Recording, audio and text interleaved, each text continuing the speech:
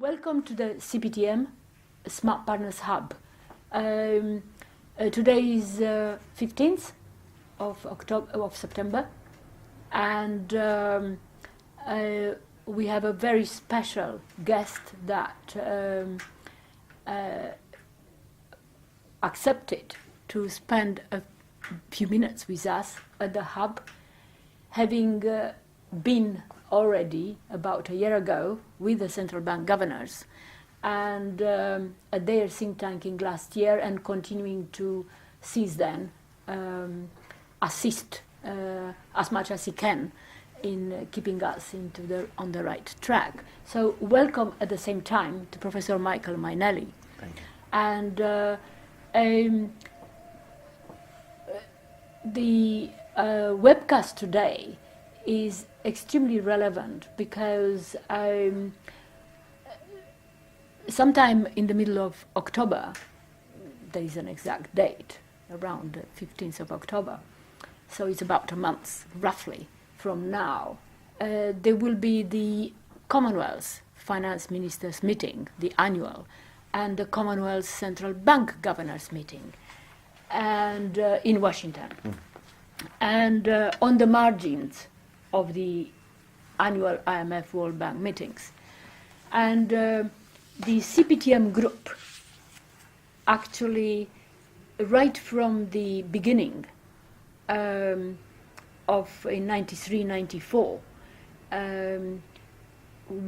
we had a we were duty bound to make an annual briefing to the finance ministers, to participate in the finance ministers, and as they evolved to engage central bank governors, and so on.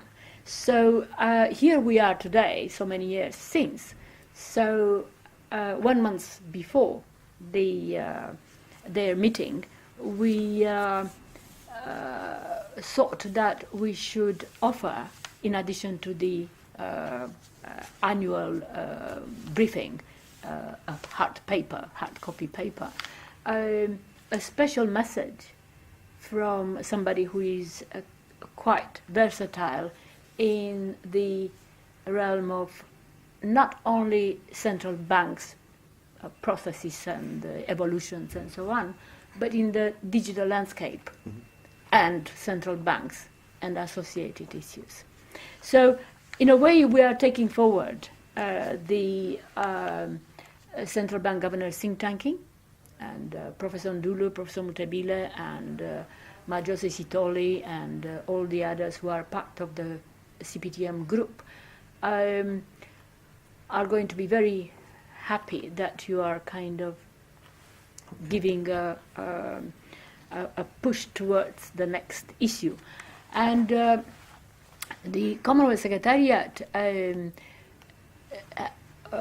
Economic Policy Division, they were part of the think tanking here, and one issue that was supposed to be taken forward was how do the central banks actually engage the digital industry. Yes.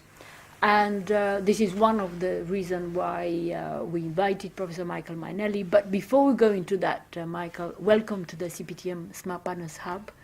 And you've just been in China, and you are kind of extremely busy and very much involved with advice, both to the British government and developing countries, governments, etc. So, okay, when one says the digital landscape, emerging digital landscape, and central banks, nowadays, everybody that understands or don't understand, we don't understand about it.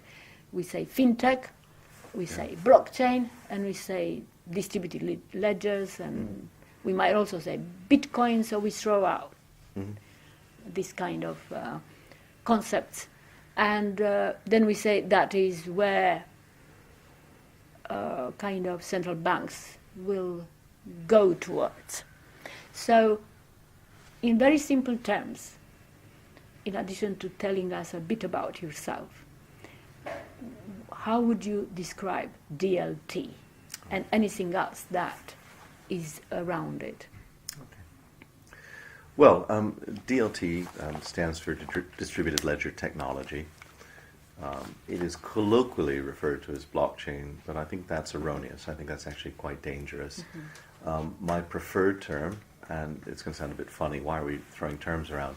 But it's a rapidly evolving area, and the terms do matter. That's it. I think a wider term that says what it is on the box is mutual distributed ledger.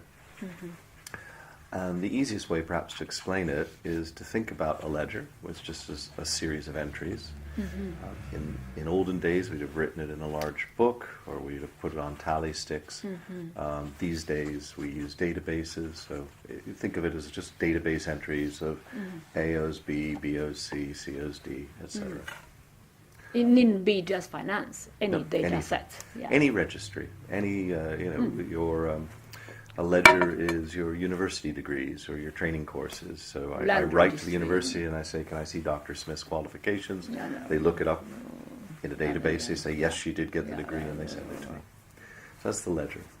The second level is the distribution bit. Distributed really means that it's held across multiple computers, That's really- and here you should think something like the music sharing systems, Yeah. Nutella or BitTorrent. It's a solved problem to distribute amongst many things. And then the top level is mutual. And what is interesting here is that you can construct systems that are effectively unowned. We'll come on, I'm sure, to many of the difficulties with that. But the advantage of an unowned system is that the central third party problem doesn't exist. And you can also look at unknown in a completely different way. Everybody owns it, so it's sort of, it flips in both ways.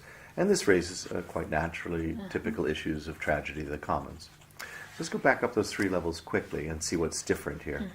Well, at the ledger level, what is interesting is a technique called hashing. And hashing is Yeah. basically taking a digital signature of something online. But what we do in blockchains is we hash previous records into the next record, and then the following record into the next record after that. So just think of a series of interlocked chains. And computationally, those chains can't be broken. I can't take a copy of your chain, open it up, slip a false transaction in, close it, and put it back. It's just not possible.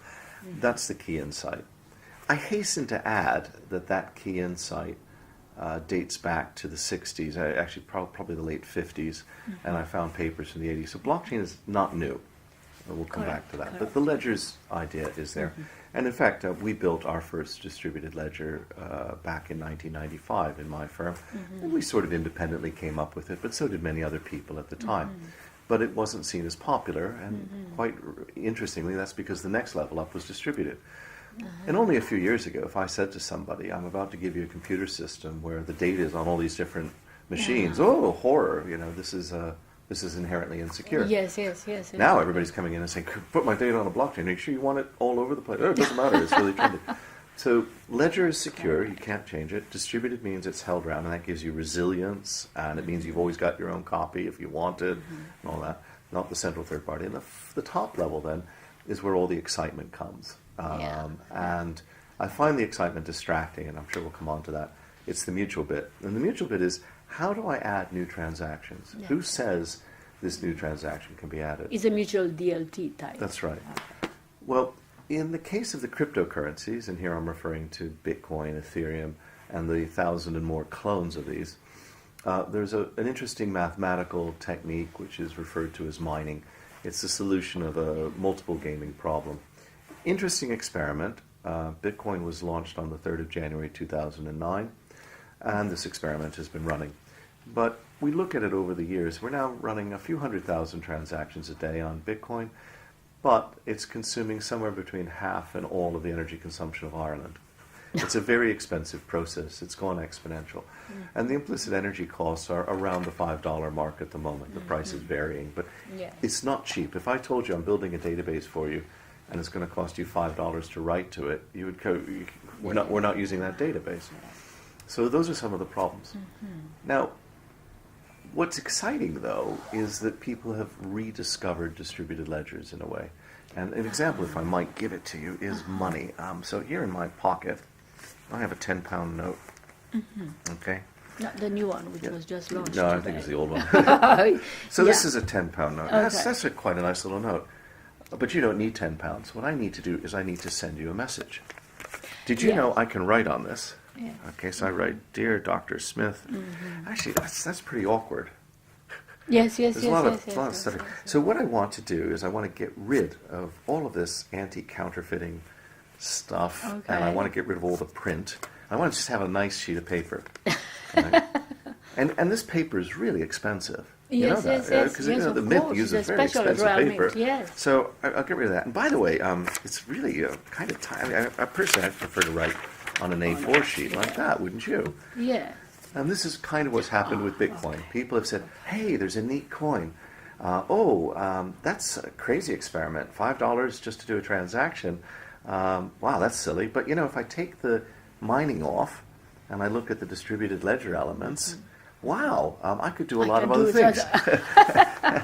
And Very good. And I don't Excellent. need to do Yeah. it in blocks, and I Yeah. don't need to wait 10 minutes. And so we just recently, 3 weeks ago, had an announcement here in the United Kingdom with the National Physical Laboratory where we built a system which they believe can handle 1 trillion transactions a day. And of course, I've got news for you. If you're handling 1 trillion transactions, it's microcents to process. So it's a big field out there. But Yes, of obviously course. many people are attracted by money, saw a coin and bit, put the two together, and then started to work out how it worked. And so there's actually as much unlearning to do as there is learning to do. Correct. In So- fact, there was the other day, I was asking about Royal Mint Yeah. and about the coin, Yep, the Bitcoin coin, correct. which is not silly, but We announced it's- that with the States of Alderney 4 years ago with yeah, the you Royal did Mint. mention- So yeah, Anyway, so, okay. yeah, it's so not, the DLT, yeah. yeah. So that's a very good description about all the various things around hope so. the DLT. If I had to summarize it in one phrase, which might Yes. help, what you're looking at with MDLs, DLTs, is you're looking at a multi-organizational database with a super audit trail. Yes, That's it. Multi-organizational super audit trail. And in some ways, this also answers why isn't this technology being adopted more rapidly? yes, Well, two things. One, technical is mildly important. Because it is a database that's distributed, it is more complicated. Call it Yeah. one order of magnitude. yeah. But the second bit is it's multi-organizational. Have you ever worked on a multi-organizational project? That's what we were So talking about. a multi-organizational project is a whole other level of complexity. So if you say that's an order of magnitude on project complexity and an order of magnitude on technical complexity, you multiply the two together, and a DLT project is going to be 100 times more difficult. But not really because of the technology. It's really much more that it's multi-organizational. But that also tells you where you might want to use it. So the only Yes. place you really want to use No, you're a quite distributed right. ledger is when you've got multiple Multiple organizations. organizations. So many of the things that people are looking at, I find a bit funny. So people sort of, I think there are two types of technology. There's sort of fast technology and slow technology. Fast technology appears on science popular programs like Tomorrow's World. Yeah. Clicks. And it's like, wow, look at this and all this. Slow technology is very deep, slow stuff. Databases were like that. Yes, I you're don't right. think Tomorrow's World was going, wow, a Yeah, database. right. You know, it was more the end user application. Mm-hmm. Show me a blockchain, please. Yes, And you're yes, like, yes, well, what am I going to show you? It's a set of transactions.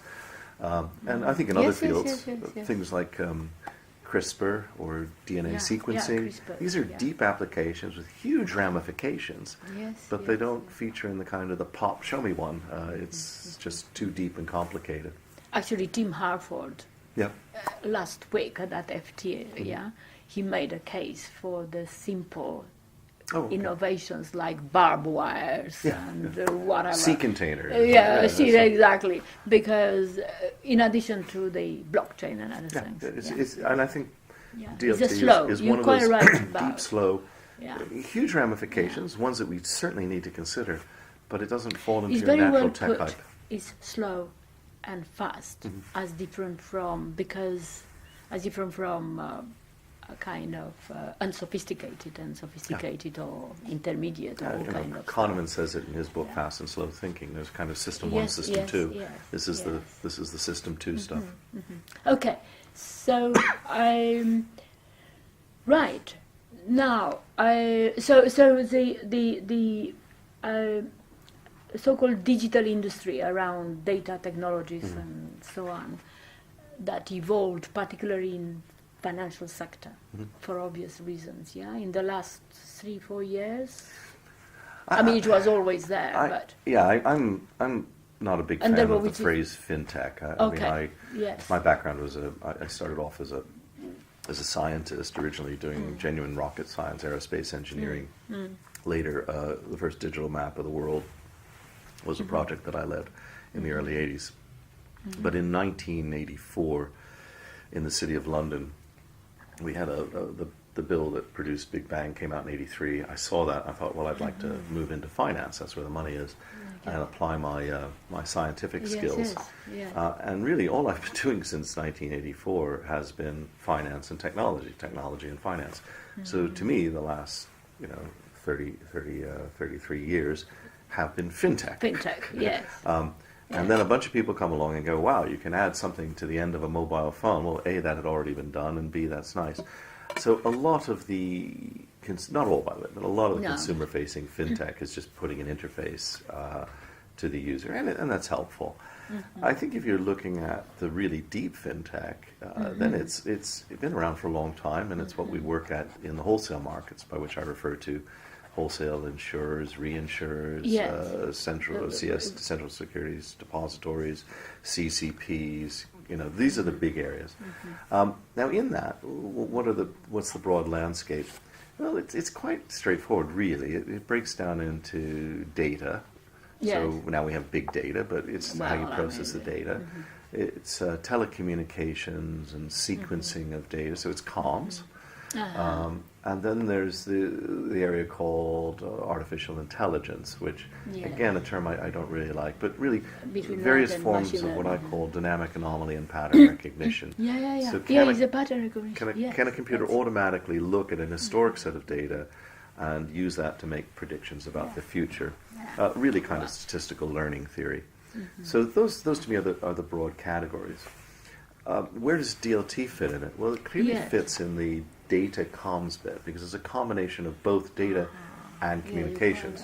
Because by writing to a distributed ledger, I'm not only recording data, but I am also, in fact, sharing the data with everybody. So it's a combination of communications and recording. Now, recording is a big issue in financial services. And it's a big issue because we do it all the time badly. Anytime you're looking at a price stream, somebody has taken that recording, whether it's Thomson Reuters or Bloomberg or Market. These are the firms that are doing that. And now we have an opportunity to write freely to the world. The second thing that's interesting, and this is a twist on it and brings in the AI, or let's call it the computational bit. The analytical. I'll say DAPR, Dynamic Economic and Fast Responses. I can embed into the data set a program. So I can say, here is a program I would like to write out now on the 15th into the data set. And at some point in the future, according to a set of rules, it will wake up and do something. Well, what might it do? Well, this is what people, again, refer to as smart contracts. Being old in the field, I call them sprites. That's what we used to call them in the 70s. They were just pieces of code. And again, this is a very old technique. It goes back, probably the best proponent of this is Lisp, an MIT language from 1958, which said that code is data and data is code. But anyway, you can wake this thing up and then it executes code. So what might I do with it? Well, I don't want to blow your minds, but I'll give you an example of a project that we have underway. Well, let me give you two. So a simple project was the one I referred to earlier with the National Physical Laboratory. Under MiFID II, which is the incoming regulation next year for the Market and Financial Instruments Directive of the EU, there's a requirement to record to the microsecond, plus or minus 100 microseconds. So you're not going to do that on blockchain at 10 minutes, but you can do it on a distributed ledger that's built for this. And then you've got this enormous amount of data logging. But it's out there reliably. A regulator can come in and say, yes, that is exactly what was recorded. There's no way that it could have been altered, and nobody owns it. Now you might, of course, encrypt data. So then the person Yeah. who holds the key to Yeah. that might say, Yeah. I've recorded it, but Yes, I will yes, yes, restrict yes, your yes. right to see it. Correct. And we're seeing this in other areas too. We have a very large pharmaceutical recording system that's doing clinical assessments for the FDA. Yes, We did about yes. 8.2 million transactions last year. Mm-hmm. We've built another system for the states of Alderney, which is it's been running now 2 years. That's their government time stamping system. It doesn't have those sorts of volumes. Okay. And we're just about to launch with a Samsung game a system to record advertising. Because in many No. ways, these ledgers are here where people have cheated in the past. Of course, of course. So in finance, we know that people have cheated, and this could have been used to record LIBOR, for example. Yeah, but the advertising, but that's a separate Advertising. discussion. That'll be quite interesting. And arguably yeah. the second most fined Yeah. industry in the world is pharmaceuticals. So, so these are it. Okay. And then okay, the so one that that's might it, blow your yeah. mind, just to show you the potential, a big troublesome area is cyber. So what are we going to do about cyber insurance? At Zien, we brought out a report a couple of years ago with the industry on how cyber catastrophe reinsurance could be sponsored by the government, a bit like the way in which governments do terrorism insurance. Yeah, yeah. But it would be hard to develop. So what you can do, and we're setting up a test rig for this, we've designed the software.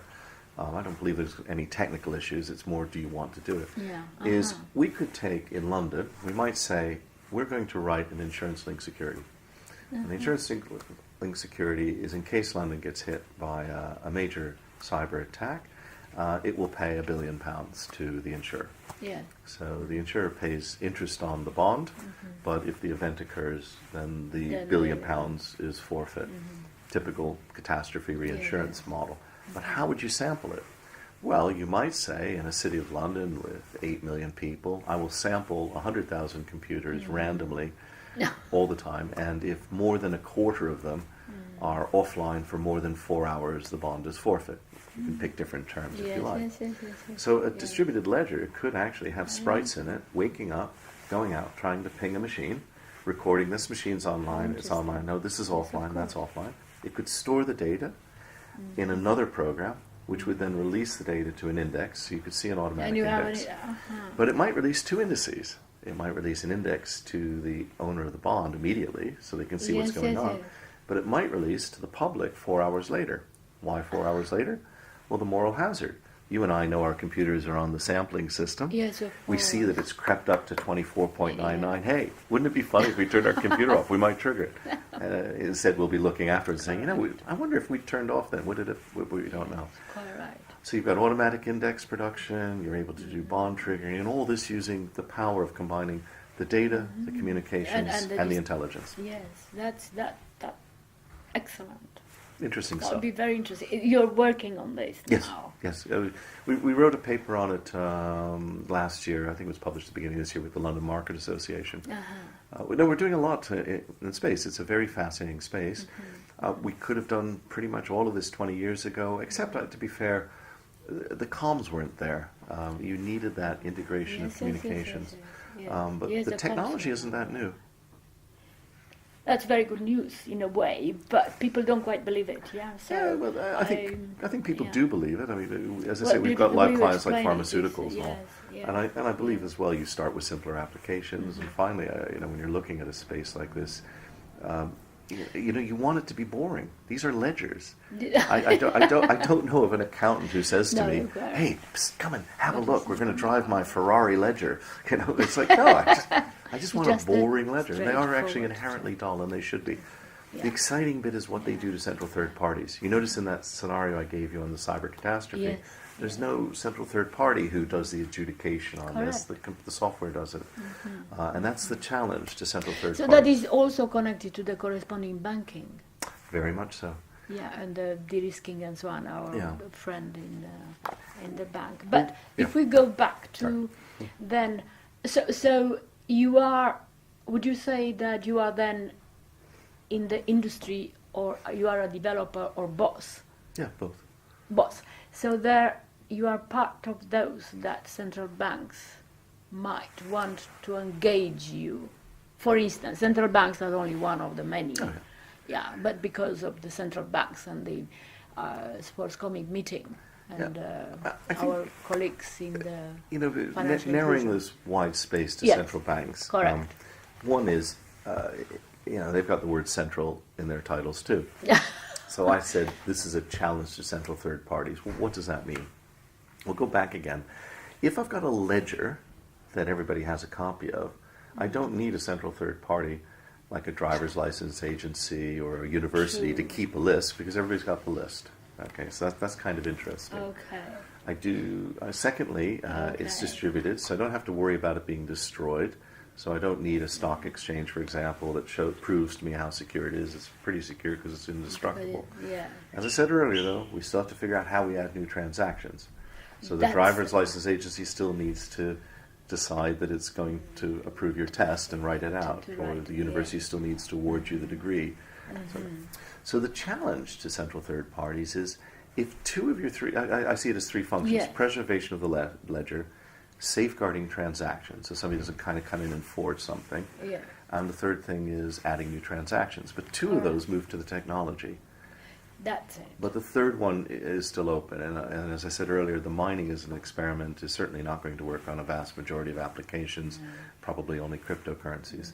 So central third banks need to rethink their role because the switching costs have lowered.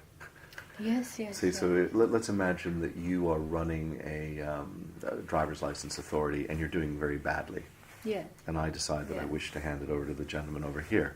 True. Okay, because you're not doing it very well. Your traditional response would be, well, I own the databases. And I said, well, actually, you don't.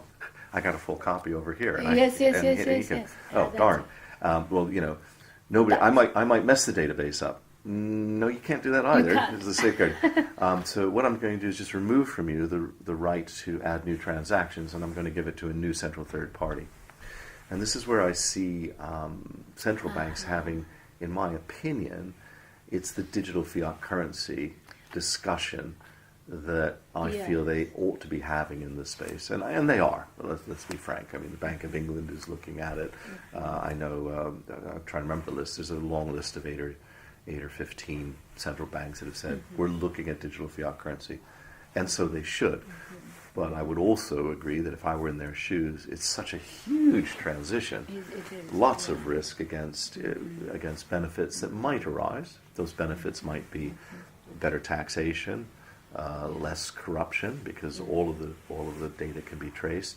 The one I'm particularly in, new tax systems, because now you've got a huge flexibility in taxing, which has got its dangers too. Yeah. But the one I'm most interested in is actually macroeconomics. So for the first time, we would, the old quantity theory equation, MV equals P dot Q, so the money times the velocity equals the price times the quantity of goods sold as a sum, has always been unproven. We've never known the variables. And I can see that as a really exciting development. So those are 4 reasons. The money supply, the tax, the anti-corruption, and actually just the efficiency are all good reasons why central banks should be looking at this technology earnestly. Okay, so it is not as kind of basic as just understanding what is a Bitcoin and what is a blockchain and all that. You need to understand it. A little bit, but it's definitely in a not way, cryptocurrencies. You said it in about. It's not cryptocurrency. And there's a good reason for that, because the basis of money, the same £10 I have in my pocket, says on it, only I promise to pay the bearer the sum of £10. Yes, that's. So if you go to the Bank of England, they'll give you 10 £1 coins, 2 5s, another fresh 10. Okay. What are you getting? What you have is a tax credit. And so actually I think a central bank would verge on the absurd if it were actually to accept, the government were to accept a cryptocurrency for taxation as opposed to its fiat currency. I really do. I have no reason why you do it. I've never met a central banker who's thought otherwise. So I don't really want a cryptocurrency. Secondly, if I don't want a cryptocurrency and I don't want this enormous processing cost, I might as well use the central bank as the central third party authorizing new transactions. So when you want to transact with me, it basically goes to the central bank, matches it, and comes back and writes it to the ledger, and the whole country sees what it needs to see to handle that. So just to make sure that before we continue on that, this type of issues are as valid in an emerging economy as they are valid in a developed context. There is no difference except there is scale probably and infrastructure and so on. But the principles and what you're saying, they're valid for anybody. Anywhere. Any government This is what is also very distinct about this type of technology now. It's not that it's new technology, as you said, but the application of it and the temptation. Yeah, the confidence to apply it is rising. Yes. And this, I think, leads into this bit, because I would muse on, as we were a few minutes ago, what might the development path be? Yes. I just don't see the United Kingdom ever having the guts to leap as the first person. So it's going to need to see an example somewhere. Where will it see it? Yes. Well, amongst developed countries, one might argue that Estonia might go down this route. They've been very innovative and done a lot of good things, but even they were pressured to do it by cyber attacks. Yes. And it could come up, I think, another interesting route, which is I don't mean to pick on anybody, but Yemen or Somalia, countries that are really in the basket. And why might you do that? Well, funnily enough, a military group or an aid organization might say, well, why do we need to pay Delarue to print a lot of money to ship to the country? We can set up this effectively costless system. Correct. We know that we want a taxation system, so we've now got the basis of currency, tax, and ability to trade debts. That's the money is the technology to do that. So digital fiat currency is that technology. We'll put up a central bank and give it those powers. Now let's imagine that you and I are traveling on a voyage to Somalia, or a cruise, maybe not a forced cruise for a change, but one that is actually docking there, and we come back to the United Kingdom or to Australia or India, any Commonwealth country, and we say, well, it was really funny. When we were in Somalia, it was so efficient and easy. The government seemed okay. Everything was digital. It's like Estonia and also to Yeah. There was no corruption because everybody tracked it. Why don't we have it here? I will say one last thing, though, on that subject. If you can imagine selling it into a developed country, it's going to raise some intriguing debates. Because I'm going to say to you, Mihaela, you should be using this digital money, and we're going to move to it in 6 months. So how's it work? Well, you have it in the wallet, and it goes through the central bank and all that. And when you get a lot of it in your wallet, then you give it to your bank. Yes. I thought you said it was safe. Well, it is completely safe. So is it safer in the bank? No. That's not true. So why am I giving it to the bank, Michael? Well, you need to give it to the bank because then they lend it to other people. Well, why can't I lend it to people? No, you're missing the point. The bank is able to multiply that by 15 times, and that's it. And I think it will cause some interesting debates about fractional reserve banking, the special role of banks, which has existed in some ways because the current technology has a lot of security flaws in it. We're all worried about computer security, I accept that. But funnily enough, bank robberies and all that mean that we don't like large piles of cash at home. And that's, in some ways, gives us an incentive. And then the banks over the last 3 centuries, 4 centuries, have got this privileged position of being able to create the money supply. And that will, I think, cause a very interesting debate. In a more developed and more traditional kind of context. So you're quite right that the attraction or the temptation is for those economies or environments which are less sophisticated. Or, for instance, we were discussing about a week ago, the Irma devastations in Antigua and Barbuda or anywhere in Caribbean. Yes. So that we had a number of kind of new colleagues, friends, partners in the digital industry who, as different from in the past when we intervened to see how could we mobilize to help Grenada or Mozambique and whatever, they said, how is the national payment system? Is there a problem? How was it? Because we can, among ourselves, straight away produce some blockchain or whatever it is.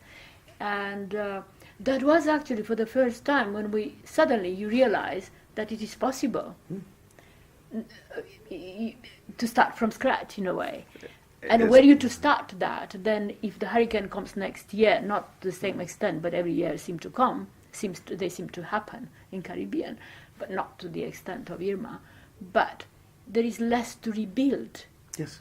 And I'm no There is a expert on it, resilience. but you've got cash registers you need to repurchase Yes, because there are all they've swamped. sorts, land registers. People lost money they everything. had under the beds, all Yes. this, and suddenly a mobile phone, some Yeah, servers. so probably it's very tempting. The mobile banking in Africa, of course, evolved there more than here because of similar reasons. Yeah. But let's go back to how then one would engage a central bank, a governor, and so on.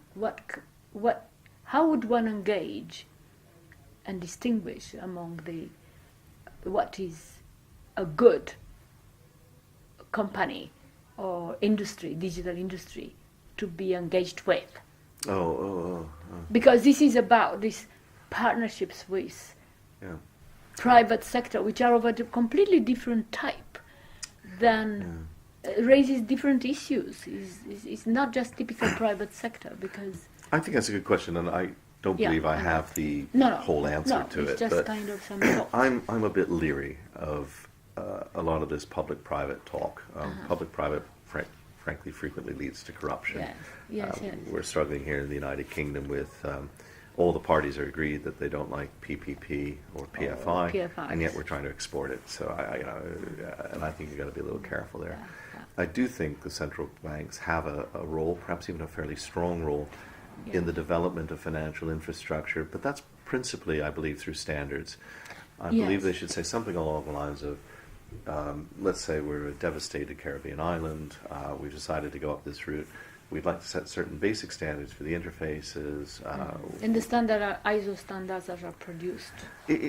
But there are some pretty good standards out there. Whether they've got ISO ISO approval or not isn't the Okay, big fine. issue. In fact, I sit on the board of the United Kingdom Accreditation Service, so I love standards. We are the standards regulator effectively for the United Kingdom, for ISO and many others.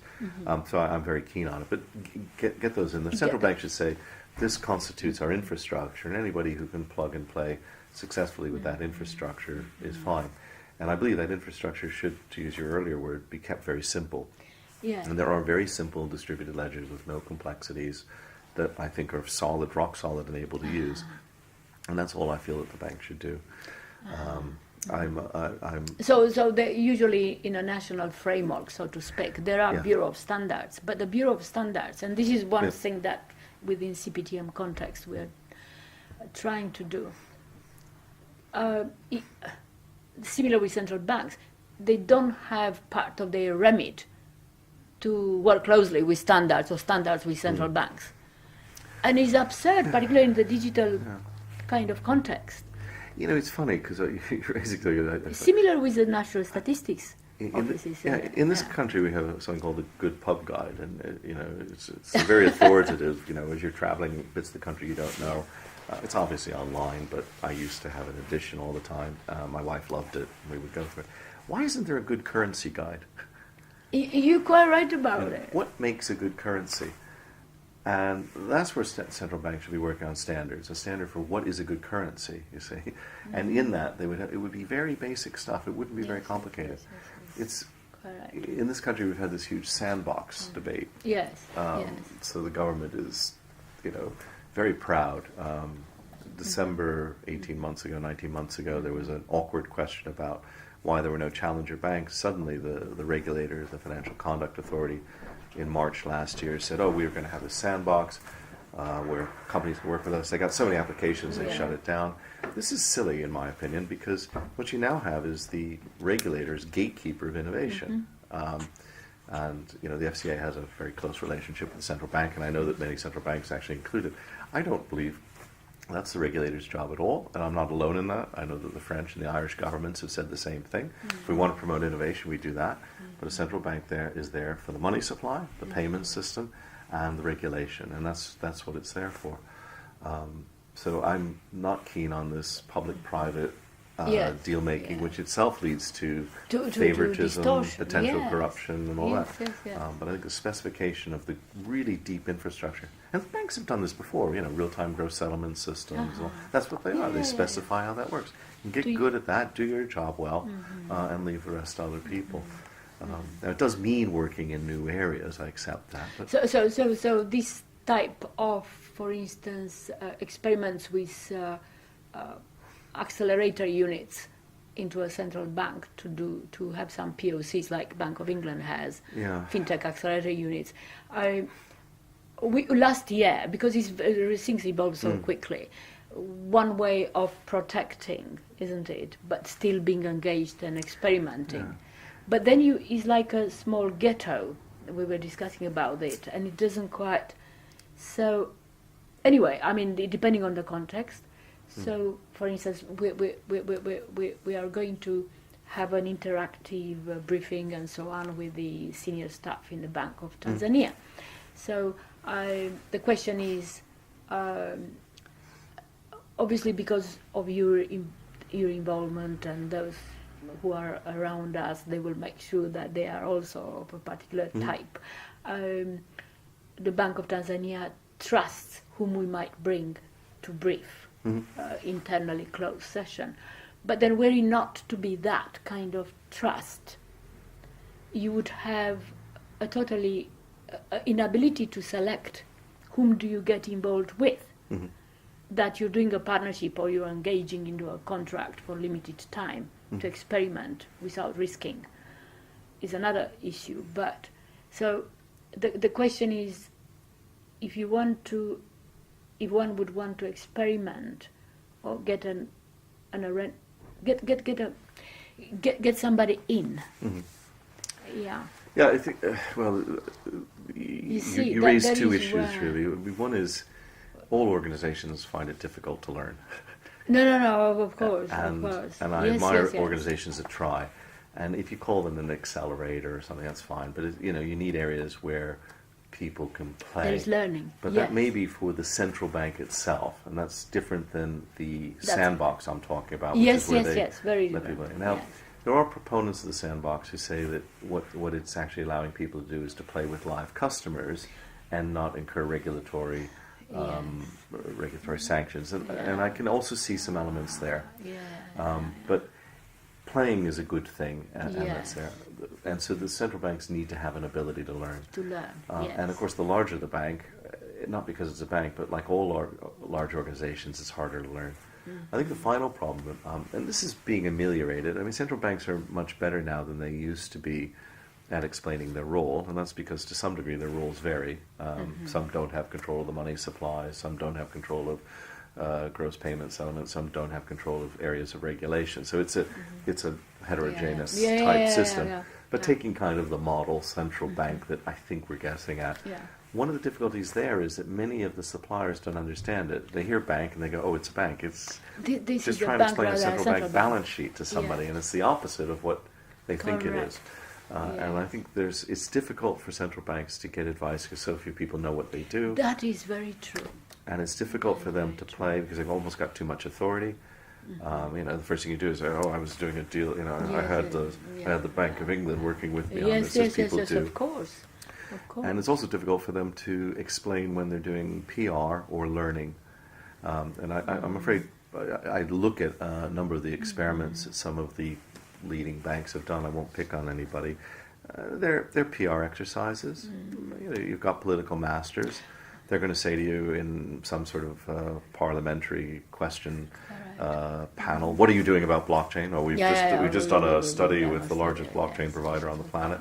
And that's fine. It's human, and I understand it. But don't delude yourself. That's just so the actual kind of, for instance, issue about how would you relate to a private sector goes down to kind of common sense, actually, and in relation to what you want to do in relation to your own. Well, central banks are also, let's be honest, somewhat pompous at times. I may sound a bit aggrieved because we were trying to do something with the bank here, but that's not why. The point I was going to make is that if a private sector company is coming in to do something for free with the central bank, and you're not paying for it, and and it gets. I mean, it's fine to talk and all that, but there comes a point when you're asking them for a sizable project. Then why are they doing it? So if you take, for example, some of the experiments, the companies are doing it, are really doing it To to put be in able to the say, CV that I've done this with Bank of central bank. England. Yes. And, yeah. and you've got to wonder yourself, is that actually in some ways creating regulatory ripples, to pick on a particular quite- blockchain ripple, No, you're regulatory right ripples that about are it. unfair. So everybody says, well, actually the central bank clearly favors this type Or of that. DLT technology. Or So that, artificial and intelligence. whoa. But they were the only ones who were prepared to do it for free. And they were doing that because they wanted the marketing. They weren't doing No, of it course. as a kind of a quiet, closed shop thing. I've never seen any of these projects that have been anything other than shouting from the rooftops. Fascinating. Anyway. Fascinating. Well, I mean, so obviously there will be quite interesting 2-3 hours that the Commonwealth meeting Yes, with yeah. the central banks will have around the issue of private sector and central banks in digital context. So I think it's very helpful what you mentioned. Is there any other point you have? I'll give you a about radical it? Just idea, quick. which Yeah. one of the things this technology permits is a very rigid control of the money supply. And I'm a proponent of competition. So what if a central bank were to say, we've laid out an extremely basic, simple architecture, but we will allow multiple currencies, however, against a fixed limit. Right. So in this country, we might have 5 types of coins. Okay. How might something like that work? So I think there's some interesting discussions to be had, but most of them ultimately are 90% about political economics. Yeah. And only 10% about the technology. What the technology is starting to say is it's starting to throw back at you, what's the question you're trying to No. to It was solve? very clearly during the last 7 years, think Yeah. tanking that we have with very senior central banks that is only probably 10% simply because we are more into bringing technology in discussion around technology. Everything else, even around the technology, is political or Agreed. that's what it is. Okay.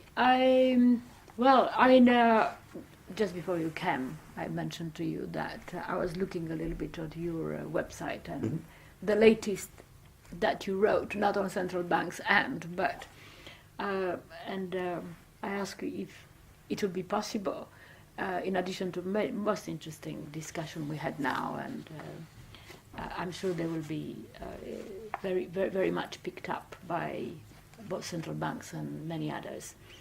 There was a paper on liquidity, finance in motion or evaporation. Yes.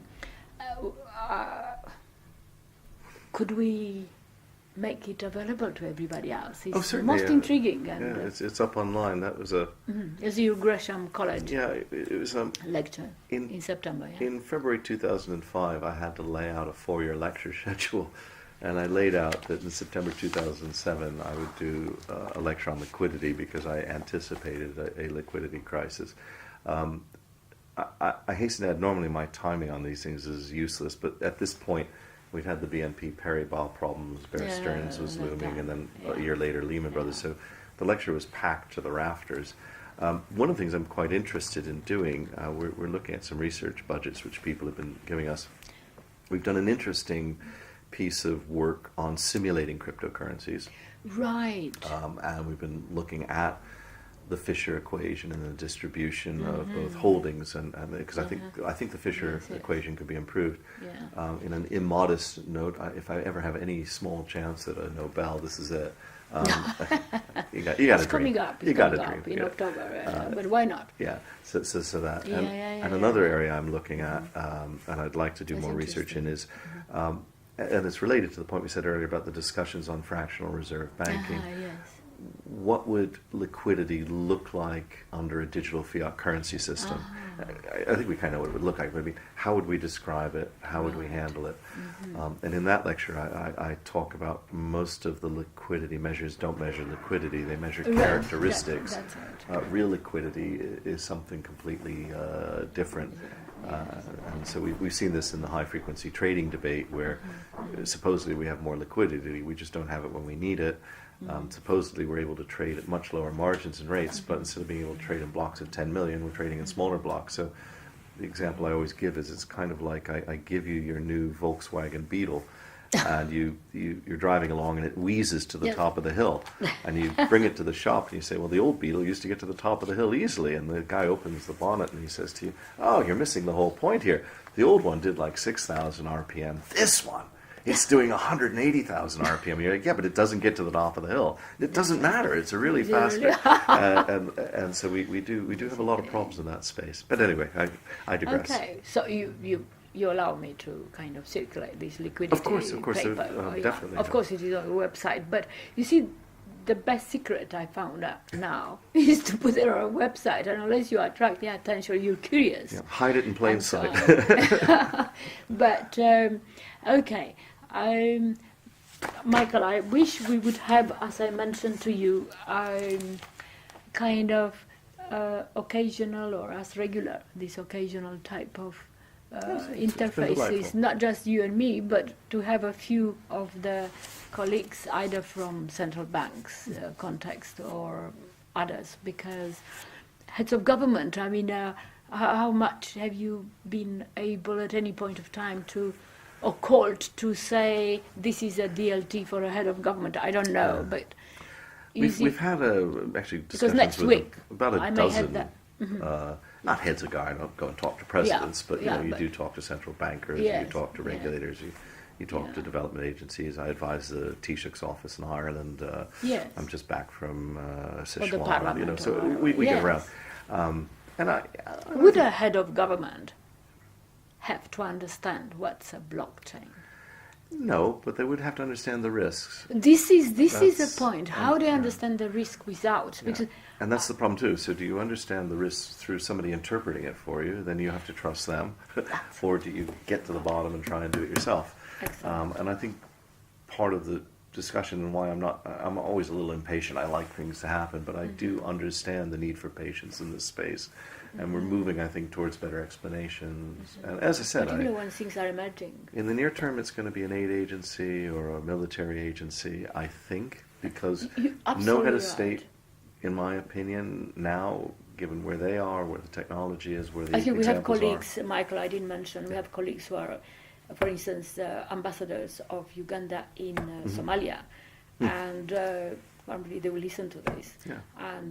and so on and so on, and I heads would of government. love to fellows. work with them, and I think if we could get No a problem, small Professor experiment Sam going, Tulamujika is terribly interested on this. Yeah, get a small experiment that proves this stuff works in a place where, frankly, the alternative there is no wasn't alternative. necessarily Yeah, any yeah. better, Yeah. and I think it would help the Excellent. world.